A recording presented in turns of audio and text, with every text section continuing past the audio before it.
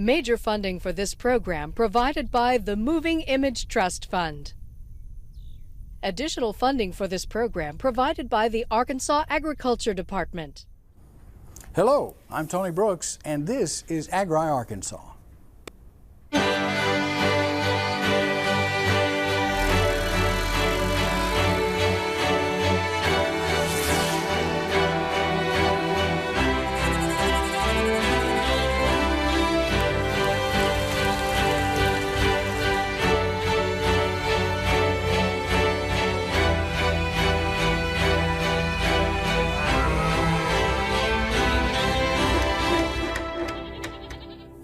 Arkansans aren't the only folks who enjoy the abundant harvest of our agricultural economy. Many of our farmers' products end up on tables on the other side of the world.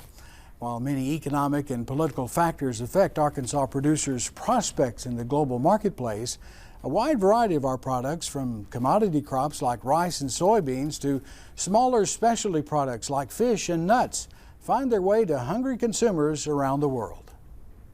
Overall, the USDA estimates Arkansas exports about $3.8 billion worth of agricultural products. We produce just about $10 billion worth of total products. So close to 40% of all the products that we produce here in the state are exported. 1 out of every 6 jobs is tied to agriculture in the state, and over 30,000 of those jobs are due to the export market. The #1 export that we have out of the state of Arkansas is soybeans. A lot of folks think that it's rice. Rice is about $800 million. Soybeans is just over $900 million. 2/3 of our soy crop is exported. About half of the rice crop is exported. If you take the soybean meal, which is our 5th largest export, we export over $1 billion worth of soy products from the state. Poultry, significant in Arkansas for a lot of great poultry companies. A lot of our products going into the Asian market, primarily into China, followed by Mexico. Probably Japan would be one of the top markets after that. Canada's another big market for U.S. ag export products. If you look at it overall, about 1 in 3 rows of soybeans in the United States will end up in China to go to feed their poultry industry. As the middle class demand in China has risen, so has their demand for proteins. They want to improve their diet and move away from a carb-based diet to more of a protein-based diet. Something most people don't know is Arkansas is ranked 3rd in the nation as far as inland waterways. So that's a tremendous advantage for our agriculture industry, and being able to take those products from the farm, get them to a port, get them on a barge, be able to move those to those markets where we're trying to ship them. The trucking industry, we certainly take a part of that in the interstate system, rail system, even by air. We've got the largest customer in Arkansas for FedEx and UPS is the aquaculture industry, and moving bait fish or ornamental fish, if you will, go fish. Cuba is one of the markets, when you talk to guys, particularly in East Arkansas, that's one of the things they look most forward to. They all remember the days hearing their dads talk about Cuba being a great market for their rice. When you look at rice specifically, the Cuban population has the highest per capita consumption of rice in the Western Hemisphere. The Arkansas governor was the first governor, once the diplomatic relations have been restored, to actually go to Cuba. I think that just highlights how important this market is to the state of Arkansas and to our agricultural industry. One of the things that really draws the Cuban delegation that's had their discussions with Arkansas is that our volume and quality of production of both rice and poultry products. They love the quality of rice that comes from Arkansas. We have some optimal conditions for growing some of these crops. And great expertise. You know, that's something that's often taken for granted, is that these farmers are experts. They're production experts. American consumers enjoy a very high quality food source. They can go to the grocery store. If you buy a chicken breast, you know what you're going to get. If you buy rice, you don't have to worry about there being rocks in your rice. You don't have to worry about there being all kinds of foreign matter like you do in some other countries. So I mean, we have a very high quality of product, and foreign consumers want that quality. They're willing to pay for that quality. When you think of Arkansas ag, you think of some of the traditional large-scale commodities, but Arkansas has some vibrant areas and some specialty crop areas, say blueberries or sweet potatoes. Also have a vibrant pecan industry that's sending a lot of product outside of the state. Almost 60% of our exports go of pecans to China now. And I was really fortunate because in 2008 and 2009, they had an Asian walnut crop failure, and the Chinese started to buy pecans as a substitute. It's not just China. A lot of Southeast Asia is also importing pecans, and even India is starting to. And we have potential of some more markets coming open, especially if you look at Cuba. If we can eventually reconcile our relationship with them, we got a high quality product, and we've had no trouble selling. Matter of fact, I have not ever produced enough to what the demand has been. We have farmers here that export fish all over the world, and you're talking about thousands of fish, millions of fish in some cases. Here in just a little bit, we're going to start packing up a 2-day-old hybrid striped bass fry for a long journey to Tel Aviv, Israel. Probably our largest international customer is Taiwan. We'll ship about 30 million baby hybrid striped bass to Taiwan during the month of March each year. We have a customer in Israel that wants us to ship 400,000 baby fish. We're going to pack those up in 8 styrofoam boxes, and they're going to be taken by commercial carrier from Little Rock to St. Louis to Los Angeles, be put on a direct flight into Tel Aviv. Anytime you're shipping a perishable product, especially a live animal, you only have a set amount of time to get it there, so your timing and your transit time is very critical. They're going to take these baby fish, put them in ponds, raise them up, and actually they're going to be used eventually as food fish. It turned out to be a pretty lucrative market for us for quite a few years. Over the last year since I've been in this job, we've had several areas where we're trying to help with that export market. We've been able to go to the Dominican Republic to help promote Arkansas products. We went to Ghana and West Africa, Sub-Saharan Africa, to help promote Arkansas products. But it's not just going to other countries trying to promote Arkansas and Arkansas agriculture, but it's also bringing those countries here to Arkansas and letting them see agriculture production. In the last 12 months, we've had people that are interested in agriculture acquisition from like over 20 countries come through Arkansas, because it's good for people to see where the product is coming from, because people are curious and they want to know what kind of environment that things are grown in. And if you look out here, it's pretty nice. India, which was a recent delegation last week that were here, the average farm in India is about, I think about 12, 13 acres is the most that they can have.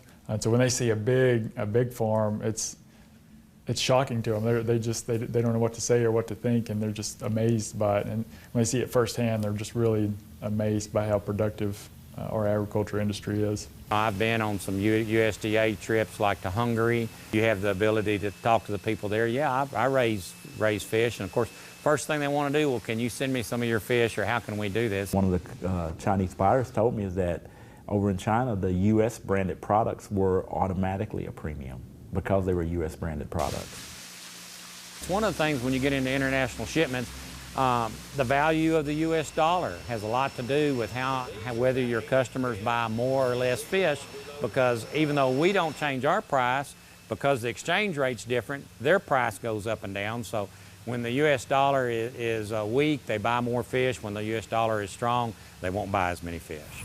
14 and 15 were some of the record years as far as crop prices and livestock prices were at some of their all-time high levels during those years. So when we talk about exports being down in 2016, on a quantity basis probably about the same, maybe even higher on a quantity basis, but when you start talking about lower value of commodities, that's what's affecting that overall export number being down year over year. There are so many factors that have an influence on the export market. I think in Arkansas we're fortunate. Our governor is very supportive of promoting those global markets, not just agriculture, but a whole host of other industries. 95% of the world's consumers live outside of the United States, so we have to stay focused on what's the international demand, how do we ensure that we have a consistent marketplace for those. And that's shifted. We've seen producers who 20, 30 years ago didn't care what was happening in Asia, and now that are watching the news, like, how does this impact me? How does this impact my production? And what does this do to the market?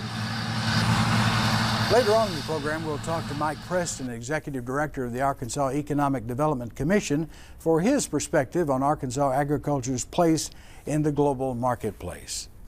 We want to now follow up on a story we brought you on our very first episode of Agri Arkansas. The city of DeWitt was looking at a winter crop called camelina as a source for biofuel. Over the past 2 years or so, there have been some challenges. I think it's a theme of more or less we're not going to give up. We've had some setbacks. Some of it's been due to the economy, some due to oil prices being so low. Others have been to farming conditions.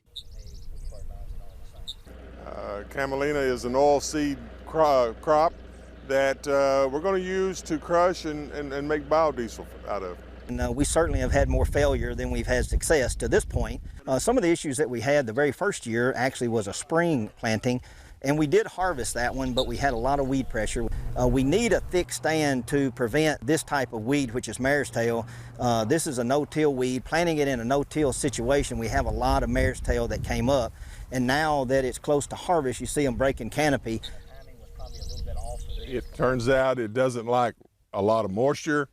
We started out planting it in October with the thought of harvesting it in May. That hasn't worked. It gets too far along, and then in February we'll have freezes or snows, and it will kill the crop. This last year we planted a fall planting, had a great stand, but in January we got a late freeze for us and a lot of rain, and it basically wiped out our whole camelina crop. We lost it all. Varieties are another issue. We've tried some varieties that just didn't work here. It's just not a crop that there's been a lot of work on in this country, and so finding information on it is pretty difficult. The equipment we use around here is for planting and harvesting much bigger seeds than these are, rice seeds and corn and soybeans and wheat. So the equipment is a problem. This is our third crop. This is actually the first crop that we're going to take to harvest. The last two crops we lost due to weather or freeze or some issue. This harvest, we're actually going to take it to a local seed processor.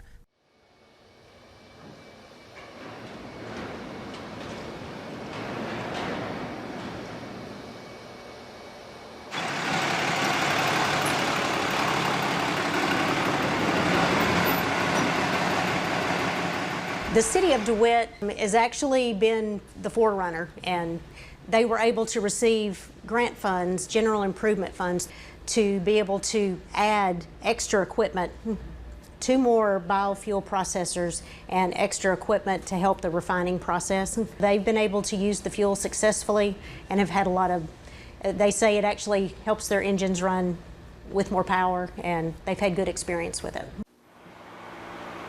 Well, the core reason that we are pursuing this is our passion to help communities be more self-sustaining and self-reliant through creating their own jobs and building from the ground up on the resources that they have. And it doesn't compete, with the food industry, the entrepreneurial spirit that we have in the Delta.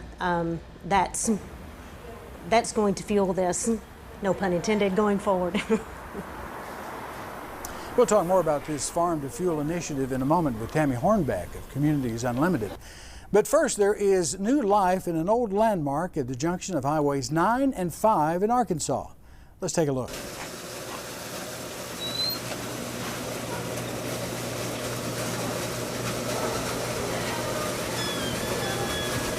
We are at Olde Crow General Store, which is in a community of crows. We're at the intersection of Highway 5 and Highway 9. When we first got the place, we thought we were going to do like an old-fashioned general store, right? Where you come in and buy some seeds, some pipe thread, some WD-40, sit around and drink coffee and fuss about politics. But we had always saw ourselves doing like deli sandwiches, right? Well, the whole thing just kind of morphed from there. We started realizing that, here we were just right down the road producing, this amazing quality livestock, just a great product, clean meat. well, let's sell that out of the store. So we started doing a little more of that, and the whole food, farm-to-table cafe thing just exploded. Yes, sir. $5 a loaf. What you'll find when you come here, number one, you're going to find just kind of like you go back in time. It's a very old-fashioned atmosphere. We're very laid back, and I am absolutely customer service driven. I want people to understand that I truly appreciate people's patronage in my store, because without them I wouldn't be open. Second, you're going to find great conversation. I mean, we, complete strangers come in here and talk, and just get to know each other. This is really community. Oh, we learned a little bit about farming and organic farming and some of the really great products that they have here, like salsas and jams, and the community is providing some of that for the rest of us to buy and enjoy. Everything we have in here, like I said, we produce on the farm. And so you've got a grass-fed beef, 100% grass-fed beef, a pastured poultry that's fed a non-GMO grain, and then a forested pork or a pastured pork that's also fed a non-GMO grain. So you're going to find meat that's clean, free of antibiotics and hormones or anything like that. I think this is the way to go, is the organic food. We do our deli sandwiches. We have weekly specials for lunch, Monday through Friday. And it's kind of, whatever we feel like cooking that day. And it's all out of the freezers. It's everything that we produce. So it's everything off the farms. I had a chicken pot pie that was delicious. As far as striking a balance between the farm and here, it's hard. My wife would tell you I don't sleep is how I balance it. And that's a very true statement. How I'm able to do both is I have a great staff here. I mean, we've got amazing people that work here that, I completely trust, and I let it go. They'll tell you, my job here is to talk to people, and that's what I'm good at. So, that's the hard part about going to the farm is, I'm talking to things that aren't talking back to me, but I love being with the animals. I love to be outside. So I would say that there's an even plane as far as which one I like. I don't like one more than the other. There's two very different things.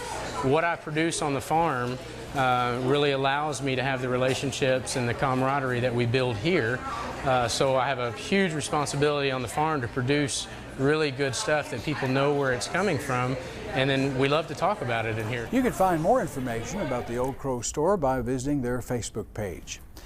Joining us now is Mike Preston, Executive Director of the Arkansas Economic Development Commission, and Tammy Hornbeck of Communities Unlimited. Mike, I'm going to start the questioning with you. One of the most eye-opening pieces of information I gleaned from that first story was that 95% of the world's consumers live outside the United States, and the world seems to be hungry for Arkansas agricultural products. It sure is. It's an interesting fact, and something that we forget about sometimes, that we've got such a large market outside of our borders that, in order for us to compete in this global market that we live in, we have to look outside our borders. And I think that Arkansas has such a well-known brand when it comes to agricultural products, from our obviously from our rice and our chicken and our soybeans and pecans all the way down. People want it. It's a hot commodity. It's a good commodity, and it's a huge market out there for us to export to. Ron Rainey touched on that. He said a lot of the reason for the demand is because of the expertise of the Arkansas farmer and the quality of the products that they produce. So they do seek them out. They sure do, and I mean, you have great companies like Riceland's Food or Tyson's or Simmons. These are brands that are known around the world, and they know that we produce such a high quality product that people in other countries, they really want to have Arkansas products there. So again, great opportunity for us to continue to expand our exports. Okay. We've talked before on this program about the impressive numbers regarding Arkansas agriculture and its impact on the state's economy. $10 billion in total production, and as we saw, $4 billion of that is in exports. That's a tremendous part of Arkansas's economic strength, isn't it? It really is. I mean, any way you cut it, agriculture is the driver for our state. We always look to expand and diversify our economy, but agriculture is at the heart of what Arkansas does. And it's not only that, but I look at it as an economic developer. How do we continue to capitalize on that? We have such a strong background in agriculture, but it's almost the science and the IT work then that goes behind agriculture, and people don't realize the computer and data-driven American jobs that also support agriculture. And we need to make sure that we're, preparing our next generations for these jobs that are here to come. But Arkansas will always be have its foothold in agriculture, and I think we'll continue to grow. What are some of the changes we're seeing in agricultural exports? As Matt King stated, 1 of every 3 rows of soybeans that you see in a field in Arkansas is going to end up in China. He mentioned 60% of the pecans grown, and I hadn't really thought about that, will be sold to China. What emerging markets are most promising to Arkansas farmers? Well, sure. One we talked about on the piece was Cuba, and I had the opportunity to travel with Secretary Ward and Governor Hutchinson down to Cuba to hopefully open up that market again, as they alluded to. Many years ago, before the embargo, Cuba was a great trading partner for Arkansas, and I think where they're located and where we're located strategically, it makes a lot of sense. Something I learned being there is that they're hungry. They're hungry for food. They need it. Right. They don't have the means and the ability to the land to grow, to sustain the agricultural products that they have, so they have to import. And it makes a lot more sense for them to import from Arkansas and the U.S. than it does from other places. So once diplomatic ties get to relationships get to a point that we can continue to do that, we were happy to report after going down there that we were able to open up the market again for poultry. There been a ban because avian flu, and thanks to the governor and Secretary Ward and others, we convinced the government that our birds were okay. And as a result, Tyson's and Simmons wrote orders for 4,500 tons of chicken going back into Cuba. So rice is another commodity that they'll be looking to buy. But that's a market right there of 11 million people that could instantly open up to Arkansas farmers. From this point on, how long do you think it could be before Arkansas farmers start to feel that economic impact of selling to Cuba? I'd say be patient. It's coming. I think obviously there has to be some issues worked out at the federal level and through Congress, and extending terms of credit into the Cuban market for us on agriculture products. But I think slowly over the next year or so they'll start to see some of the benefits come, and hopefully in the next 4 to 5 years, maybe we'll be at a point where we're fully trading with them again, and they're buying all their rice and chicken and soybeans and everything else from right here in Arkansas. So we're seeing that tie of the strength of the dollar, as was mentioned in the piece. In 2014, 2015, dollar was a little weaker, so the sales were off. Do you want to look into your crystal ball and see how maybe 2016 will fare? Well, I wish I could look into that crystal ball and tell you for sure, but the dollar has continued to strengthen. I think you look at the economy in the U.S. rebounding. A lot's going to have to, depending on the price of oil and where that goes, that's going to have a big effect on the dollar as well. So I'd say stay tuned on that one. I don't know if I think things will probably level out here before too long. We can have you back to talk about that another time. Tammy, it's been 2 years since we had you on. In fact, you were on our first show. That's right. And we talked about DeWitt's entrance into the biofuel industry through processing camelina. And as Mayor Rillier says, it's been tough, but we're not giving up. You guys plowing on. That's right. Because anytime you start anything new, it takes time to do that, and that's the nature of our work at Communities Unlimited, is to work side by side with that business or that community until they can overcome those barriers and challenges and be successful. So we're in it for the long haul. You talked about DeWitt being at the forefront of biofuel production with camelina, and how you guys have gone after federal grants to enhance your processing facilities. And as Troy stated, there's going to be a harvest this year. Do you have any projections of how that harvest will be this time? Well, we've actually harvested. We harvested, I think, about a week after the filming there of the field in DeWitt. And of the 50 acres that were planted, we actually lost a bulk of that. We had 16 acres that we actually harvested, but that's been the most that we've harvested so far. And we were able to yield around 350 pounds to the acre, which was much under what we were shooting for. But we've learned that if we could we were originally shooting for 1,000 to 1,500 pounds to the acre to make it competitive with winter wheat.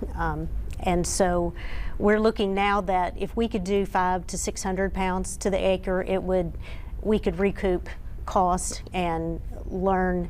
And what we've learned through this past growing season is about making sure it's on well-drained soil and And then making sure that later planting, even though farmers aren't used to planting in December.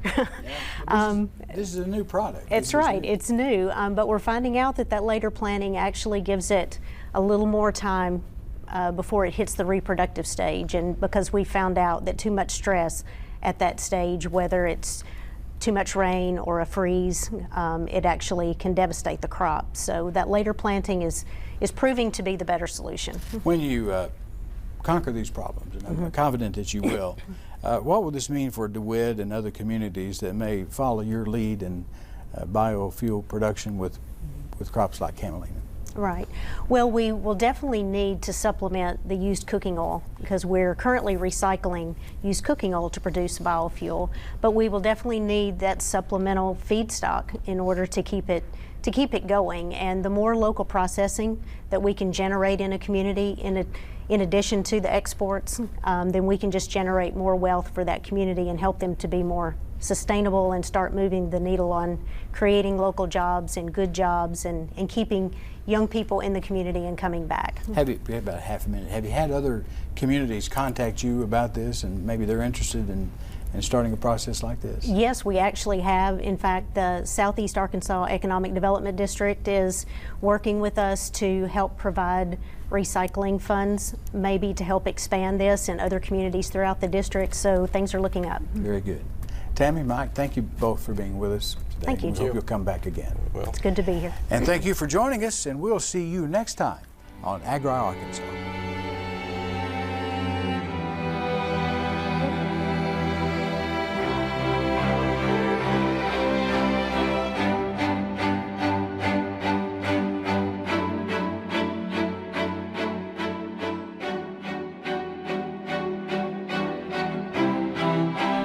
Major funding for this program provided by the Moving Image Trust Fund. Additional funding for this program provided by the Arkansas Agriculture Department.